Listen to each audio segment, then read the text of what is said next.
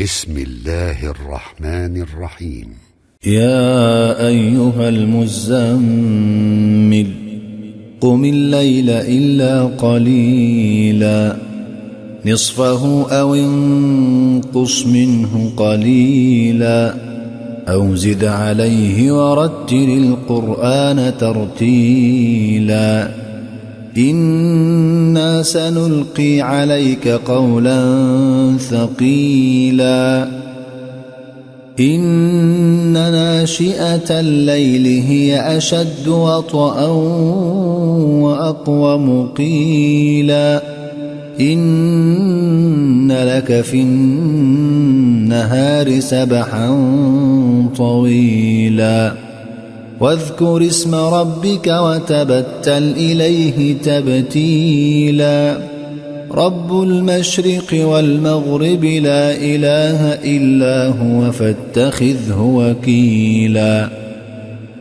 واصبر على ما يقولون واهجرهم هجرا جميلا وذرني والمكذبين أولي النعمة ومهلهم قليلا إن لدينا أنكالا وجحيما وطعاما ذا غصة وعذابا أليما يوم ترجف الأرض والجبال وكانت الجبال كثيبا مهيلا إنا أرسلنا إليكم رسولا شاهدا عليكم كما أرسلنا إلى فرعون رسولا فعصى فرعون الرسول فأخذناه أخذا وبيلا فكيف تتقون إن كفرتم يوما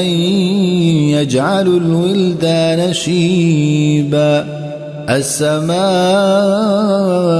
منفطر به كان وعده مفعولا إن هذه تذكرة فمن شاء اتخذ إلى ربه سبيلا إن ربك يعلم أنك تقوم أدنى من ثلثي الليل ونصفه وثلثه وطائفة من الذين معك والله يقدر الليل والنهار علم أن لن تحصوه فتاب عليكم فاقرؤوا ما تيسر من القرآن علم أن سيكون منكم مرضى وآخرون يضربون في الأرض يبتغون من فضل الله وآخرون يقاتلون في سبيل الله فاقرؤوا ما تيسر منه وأقيموا الصلاة وآتوا الزكاة وأقرضوا الله قرضا حسنا وما تقدموا لأنفسكم من خير تجدوه عند الله هو خيرا وأعظم أجرا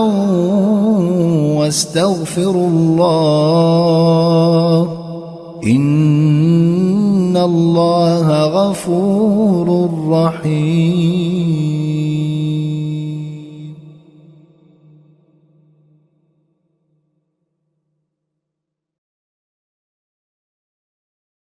ادعمنا وانضم إلى القناة وساعدنا ليصل المقطع إلى غيرك، جزاك الله خيرا. ولنستمر في نشر المزيد إن شاء الله لا تنسى الإعجاب بالفيديو والاشتراك في القناة وتفعيل زر الجرس.